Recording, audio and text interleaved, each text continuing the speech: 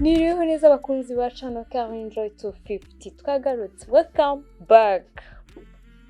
Uyu munsi rero hari utuntu nabateguriye tugomba kwigana twebwe abakunzi ba channel nanjye turi hano. Ese umuntu uri seriye kuri wowe ameze gute? Mbese wa muntu ubona ukavuga ati that person is serious, ameze gute kuri wowe? Njyewe umuntu uri seriye kuri njyewe sinzi ni wa muntu ucecetse, siko witekereza? Mbwira we opinion yawe muri comment section. Bimeze gute? Nyine umuntu uri seriye mubona gute? Njye mbona ari wa muntu wicecekeye. Uyu munsi tuje kuganira ku bintu bitanu bigaragaza umuntu uri seriye, nyine ibintu wakora ukamera ukaba seriye, nyine ugahinduka ukitransform. Wari uzi ko uko kuntu umeze ushobora guhinduka umuntu akavuga ati ese uyu ni wa muntu narenze cyangwa baraduhinduriye? Uyu munsi rero tuje kubiganiraho, kandi numara kureba iyi video uraza gusanga ibyo bintu bitanu ubikoresheje byose cyangwa se kimwe muri byo ukagikoresha ushobora gutransforma, kuko ibintu byacu twese dukora ni ibyo tuvana, ni ibintu nyine umutwe uba wakoze. Ikintu cya mbere rero wakora bura kugira ngo ube seriye, ugaragare nk'umuntu uri seriye, n'umuntu nakubona abona uri seriye. Be honest, nyine vugisha ukuri. Wa muntu niba umuntu akubajije ikintu, ese iki kintu wagikoze ntiwagikoze? Nagikoze kandi ndanagisabira n'imbabazi. Uko ni ukuri abaguhaye bakubwije ukuri, nagikoze ariko ndanagisabira n'imbabazi. Uwo muntu ari seriye, kubera ko byo bintu byo kuvuga ese buriya ngo ndabizi ko nagikoze ntabwo ariko buriya si runaka, ngo buriya ngo ariko ngo buriya ngo nubwo ngo nagikoze ugasanga ari kongeraho ibintu byinshi. Umuntu nawe ujye umurebye wumva ko atari seriye.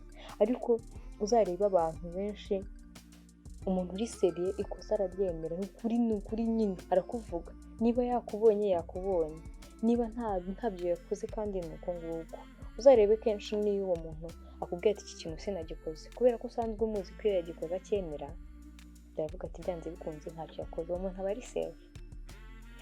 Ikindi kintu cya kabiri uzagerageza niba ushaka kuba seriye, ikintu cya kabiri, make a schedule. Kora nyine mbese ni nka week plan. Ese muri iki cyumweru nzakora iki? Abantu twebwe abanyeshuri twakundaga kubyita timetable. Urabona nko mu ishuri ugasanga dufite kwa mbere tuziga imibare, kwa kabiri biriya ni uburyo bwo kukugira, ni uko nyine twebwe tutahitaga tubibona, ariko ni uburyo bwo kukugira seriye, ku buryo no mu buzima busanzwe nawe ubwawe uzikorera week schedule, month schedule, ugasanga ufite nk'ibintu uzakora bidahinduka. Niba ufite appointment kwa gatanu uhita ubyandika, kwa gatanu ufite appointment. Kandi iyo wabyanditse nk'ahantu, buri ikintu twanditse kuba twagikoresheje umutwe ntabwo wapfa kukibagirwa, kandi ucyandika ahantu buri gihe utashye ukireba. Schedule yawe, kwa mbere nzajya mfite akazi kugera kwa gatanu, kwa gatandatu ni ugusohoka, ku cyumweru no kujya gusenga. Ibyo bintu ntibihinduka. Mbese uri wa muntu uri seriye, uri stick ku kintu kimwe, mbese nibyo uhora ukora. Uwo muntu ari seriye. Nde muntu uzi umuntu umeze gutyo umbwire ko atari seriye? Ntabwo bishoboka. Ikindi kintu cya gatatu buriya kugira ngo ube seriye, umuntu agufate nkaho uri seriye, igihe twese kiratugora. Abantu bahora bavuga ko turi abanyafurika. Kubera iki? Kubera ko abazungu baje kumenya ko igihe kirahenda, twe ntiturabimenya. Buri gihe kirahenda, isegonda rimwe ushobora guta. Nk'urugero, hari nk'amabisi abahaguruka amasaha ku masaha.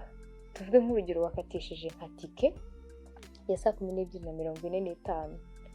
Uzi ko ushobora gusanga 12:46 ya bisi yagiye, wari urangaye. Niyo waba uri kuri telefone wasohotse, ushobora gusanga yagusize. Ni ukuvuga ngo n'umunota umwe ushobora gutuma ibintu bihinduka. Ni ikigaragaza ko rero igihe kirahenda cyane, kirahenda.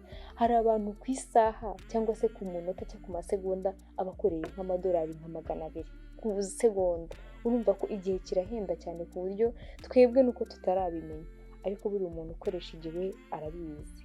Buriya rero iyo ukoresha igihe neza, umuntu agufata nkaho uri seriye. Uzarebe nk'umuntu yakubwiye ngo ongera 12:45 na 44, ukaba uhagaze ukamubwira uti se uri mu nzira, agahita akubwira ngo ndacyari muri bisi, ngo ndaje, ngo ambutiyaje, akahagera na 50 cyangwa se na 60. Yego, kubera ko turi abanyafurika twamaze kubyishyiramo, uhita uvuga uti nawe uri umunyafurika. Ariko wa muntu uzarebe wahageze na 44, iyo uhageze na 45 mwari mufitanye gahunda tuvuga ati uri umuzungu. Mu yandi magambo nyine uri seriye. Nuko abantu tudahita tubyumva ariko nyine ari seriye umuntu kuko agendera ku gihe nyine, mbese ntabwo nyine ameze nk'aba bantu ubwira akakubwira ngo nagize ibindi bintu n'ibintu ki byose. Ikindi kintu kizatuma umuntu kwereka ko ari seriye nugikora, umuntu wese azabona ko uri seriye wahindutse. Gerageza kumva abandi bantu mu buryo nyine, gerageza kwishyira mu buryo bw'abandi bantu. Nk'umuntu niba akubwiye utisha nagize gutya mpura na accident, ibintu byinshi nyine akagusobanurira, hita wishyira kuri we nyine, hita umwishyiraho wumva ukuntu byamera. Mbese nujya kumugira inama, mugira inama nyine wumvishe wishyire mu mwanya we nyine. Uri umuntu wishyira mu mwanya wundi, niyo umukoreye ikosa aranakubabarira byoroshye kuko nawe aba azi ko n'ejo byamubaho. Umuntu ari seriye kubera ko ibintu byose arabyumva, arandastanding, arakumva cyane. Niyo nyine ukoze n'ikosa aravuga ati nta kibazo, kubera ko we yamaze kugusiga mu mitekerereze, yaragusize cyane kubera ko ari seriye cyane. Ikindi kintu kizatuma umuntu akubona akabona ko uri seriye, iyubahe. Niba ari nk'ikintu wakavuze, hari ibintu ubundi tuvuga ugasanga nk'umuntu avuze nk'ikintu turi mu bantu, ugahita nyine hari ibintu bajya bavuga ko uri kunyuzamo ijisho, ugasanga ufite umunyuzamo ijisho.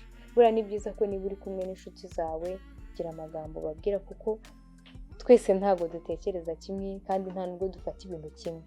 Niyo mpamvu bajya bavuga ngo nujya kuvuga jya ubanza utekereze ku kintu ugiye kuvuga nk'inshuro nka 30, ku buryo ikintu uzavuga kizaba mbese kivariya n'umuntu yacyumva akamva ko ari igitekerezo kizima utanze mu nshuti.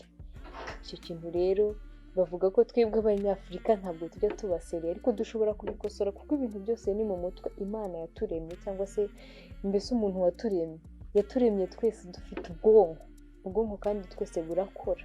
Sinzi ukuntu rero utekereza ko umuntu ubwonko bwe buri white cyangwa se buri black, ntabwo bishoboka. Ahubwo nuko tutarabyishyiramo, twebwe dushobora guhinduka tukaba seriye. Numara kureba ibi bintu byose tuvugiye ahangaha ukageragezamo kimwe cyangwa bibiri, uzatubwire muri comment section ko hari ikintu kiri guhinduka, ko hari umuntu wakubwiye ko uri kugenda uhinduka. Uvuze ko hari nk'akazi ushobora kubona ugasanga umuntu asabwa ati ntabwo ari seriye kubera iki, kakano gato ko ngako muri utwo ngutwo twavuze wakoze kamwe gusa bashobora gutuma umuntu agufata nkaho utari seriye. Twige kuba seriye, ni byiza.